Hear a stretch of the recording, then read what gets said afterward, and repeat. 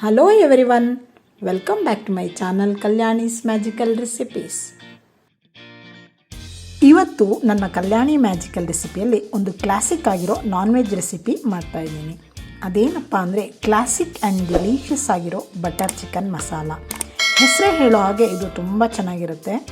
ರೆಸ್ಟೋರೆಂಟ್ನಲ್ಲಿ ಸಿಗೋ butter chicken ಮಸಾಲಕ್ಕಿಂತ ಮನೆಯಲ್ಲೇ ಮಾಡೋ ಈ ಬಟರ್ ಚಿಕನ್ ಮಸಾಲ ತುಂಬ ಟೇಸ್ಟಿಯಾಗಿರುತ್ತೆ. ಹಾಗಾದರೆ ಇದನ್ನು ಮಾಡೋದು ಹೇಗೆ ಅಂತ ನೋಡೋಣ ಬನ್ನಿ. ಇದಕ್ಕೆ ಬೇಕಾಗುವ ಪದಾರ್ಥಗಳು ಈ ರೀತಿ ಇದೆ.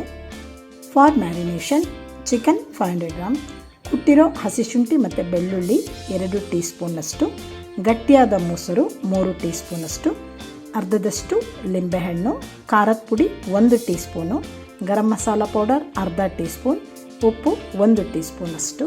ಫಾರ್ ಮಸಾಲ 2 ಮೀಡಿಯಮ್ ಸೈಜ್ ನೀರುಳ್ಳಿ, ಹಸಿ ಶುಂಠಿ ಮತ್ತು ಬೆಳ್ಳುಳ್ಳಿ ಪೇಸ್ಟ್ 1 ಟೀ ಸ್ಪೂನಷ್ಟು, ಟೊಮೊಟೊ ದೊಡ್ಡದು 3, ಒಣಮೆಣಸಿನ್ಕಾಯಿ 4ರಿಂದ 5, ಜೀರಿಗೆ ಪುಡಿ 1 ಟೀ ಸ್ಪೂನ್, ಧನಿಯಾ ಪುಡಿ ಅರ್ಧ teaspoon, garam masala 1 teaspoon ಮತ್ತು ಸ್ವಲ್ಪ ಗೋಡಂಬಿ, ಬಟರ್ 4 ಟೇಬಲ್ ಸ್ಪೂನ್ನಷ್ಟು, oil 2 teaspoon, fresh cream ಅರ್ಧ ಕಪ್ನಷ್ಟು.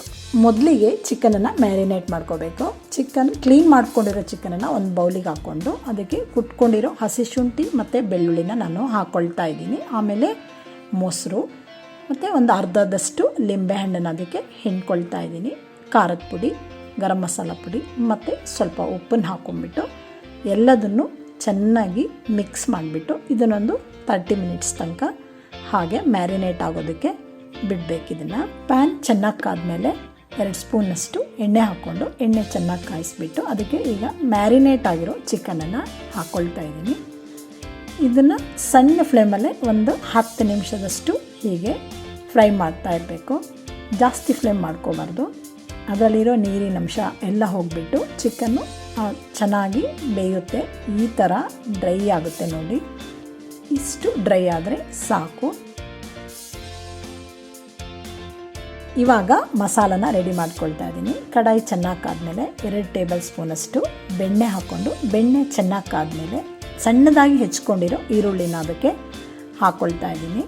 ಈರುಳ್ಳಿನ ಬೆಣ್ಣೆಲಿ ಚೆನ್ನಾಗಿ ಫ್ರೈ ಮಾಡ್ಕೋಬೇಕು. ಈ ಥರ ಡಾರ್ಕ್ ಬ್ರೌನ್ ಆಗಬೇಕು. ಸ್ವಲ್ಪ ಡಾರ್ಕ್ ಬ್ರೌನ್ ಆದಮೇಲೆ ಅದಕ್ಕೆ ಶುಂಠಿ ಮತ್ತು ಬೆಳ್ಳುಳ್ಳಿ ಪೇಸ್ಟನ್ನ ಹಾಕ್ಕೊಳ್ತಾ ಇದ್ದೀನಿ. ಅವೆರಡು ಚೆನ್ನಾಗಿ ಫ್ರೈ ಆದಮೇಲೆ ಅದಕ್ಕೆ ಸಣ್ಣದಾಗಿ ಹೆಚ್ಕೊಂಡಿರೋ ಟೊಮೊಟೊ, ನಾನೊಂದು 3 ಟೊಮೊಟೊ ಹಾಕ್ಕೊಳ್ತಾ ಇದ್ದೀನಿ. ಟೊಮೊಟೊನು ಸಣ್ಣದಾಗಿ ಹೆಚ್ಕೋಬೇಕು.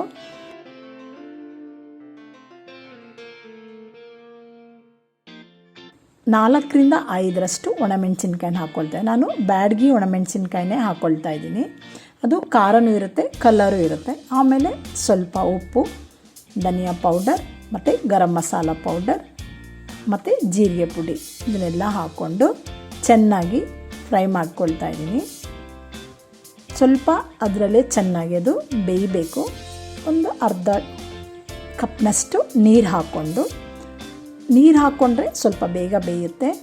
ಇವಾಗ ನೋಡಿ ಚೆನ್ನಾಗಿ ನೀರಿನಲ್ಲೇ ಎಲ್ಲ ಬೆಂದು ಮಸಾಲ ಗಟ್ಟಿ ಆಗ್ತಾಯಿದೆ. ಇವಾಗ ಲಾಸ್ಟಿಗೆ ಒಂದು 8ರಿಂದ 10 ಗೋಡಂಬಿನ ಹಾಕ್ಕೊಳ್ತಾ ಇದ್ದೀನಿ. ಇದು ಸ್ವಲ್ಪ ಒಂದು ತಣ್ಣಗಾದಮೇಲೆ ಆ ಮಸಾಲನ ನಾವು ಮಿಕ್ಸಿ ಜಾರ್ಗೆ ಹಾಕ್ಕೊಂಡು ಗ್ರೈಂಡ್ ಮಾಡ್ಕೋಬೇಕು. ತಣ್ಣಗಾದಮೇಲೆ ಹಾಕ್ಕೊಳ್ಬೇಕು.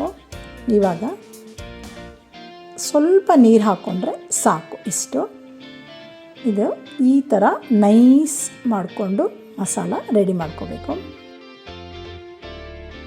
ಲಾಸ್ಟಿಗೆ ಕಡಾಯಿ ಬಿಸಿ ಆದಮೇಲೆ 2 ಟೇಬಲ್ ಸ್ಪೂನಷ್ಟು ಬೆಣ್ಣೆ ಹಾಕ್ಕೊಂಡು ಬೆಣ್ಣೆಗೆ ಖಾರದ ಪುಡಿನ ಹಾಕ್ಕೊಂಡು ಖಾರದ ಪುಡಿ ಬೆಣ್ಣೆ ಜೊತೆ ಚೆನ್ನಾಗಿ ಫ್ರೈ ಆದಮೇಲೆ ನಾವು ರೆಡಿ ಮಾಡಿಟ್ಕೊಂಡಿರೋ ಮಸಾಲನ ಹಾಕ್ಕೊಳ್ತಾ ಇದ್ದೀನಿ.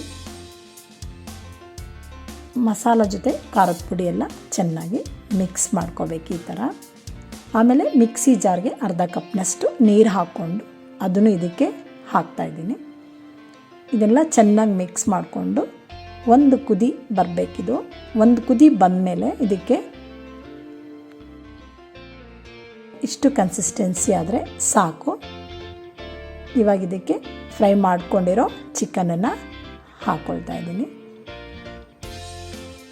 ಎಲ್ಲ ಚಿಕನ್ ಆ್ಯಡ್ ಮಾಡ್ಕೊಂಡಾದಮೇಲೆ ಚೆನ್ನಾಗಿ ಮಿಕ್ಸ್ ಮಾಡ್ಕೊಂಡ್ಬಿಟ್ಟು ಮತ್ತೆ ಸ್ವಲ್ಪ ಕುದಿ ಬರಬೇಕಿದು. ಕುದಿ ಬಂದಮೇಲೆ ಇದಕ್ಕೆ ಫ್ಲೇಮ್ ಕಡಿಮೆ ಮಾಡಿಕೊಂಡು ಇದಕ್ಕೆ ಅರ್ಧ ಕಪ್ನಷ್ಟು ಫ್ರೆಶ್ ಕ್ರೀಮ್ನ ಹಾಕ್ಕೊಳ್ತಾ ಇದ್ದೀನಿ.